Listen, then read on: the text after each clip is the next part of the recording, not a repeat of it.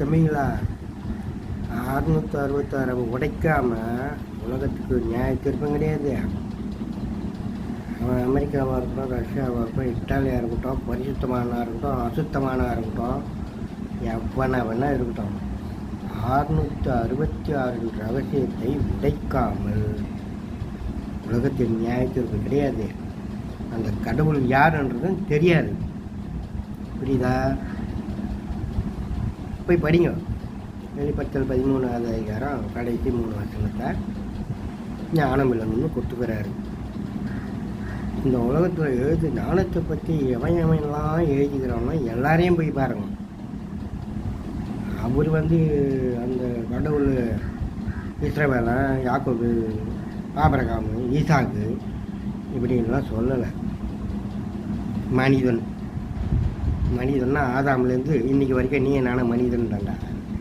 மனிதனுக்கு தாண்டா கட்டளையிட்டிருக்காரு கணக்கிட கடவுள்னு. அது அந்த 666 உடைக்கப்படாமல் இந்த உலகத்திற்கான நியாயத்திற்கு கிடையாது. பரிசுத்தமானவங்களாம் யூடியூப்பில் இன்றைக்கி சீன் போடுறானுங்க. ஒரு காலத்தில் பவுட்ரு வேணாம், ஸ்னோ வேணாம், ஏசு போதும் பாட்டு பாடினவங்களாம் இன்றைக்கி யூடியூப்பில் சீன் போட்டுன்னு உட்காந்துக்கிறானுங்க. இது தாண்டா. நீங்கள்லாம் வேற, அந்த கடவுள் வேற. அந்த கடவுள் எவ்வளோ கடவுளுக்கு இந்த உலகத்தில்.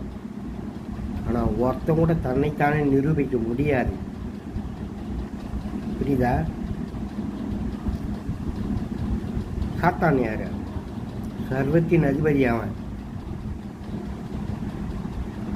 இந்த பாதிரியாருங்க, பாஸ்டருங்க, அரசியல் வல்லுநருங்க, ஆராய்ச்சியாளருங்க ஒரு மயிரும் முடங்க முடியாது.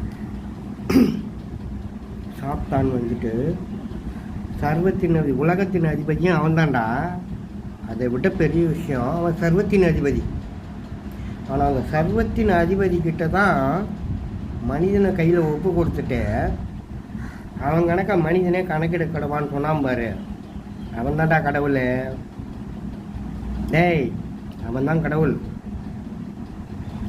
சர்வத்தின் அதிபதியை மனிதன் கையில் கொடுத்து வச்சுக்கிறான் பார். அப்போ என்ன அர்த்தம்?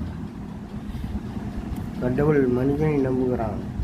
அவன் படைத்த மனிதனை கடவுள் நம்புகிறான். அப்போ இந்த சர்வத்தானுக்கும் மனிதனுக்கும், சர்வத்தானாகிய சாத்தானுக்கும் மனிதனுக்கும் இங்கே என்ன ஒரு 2 பேருக்கும் நடுவில் என்ன ஒரு கெப்பாசிட்டி, தகுதி, திறமை. அப்போ ஒரு கடவுள் சர்வத்தின் அதிபதி கையில்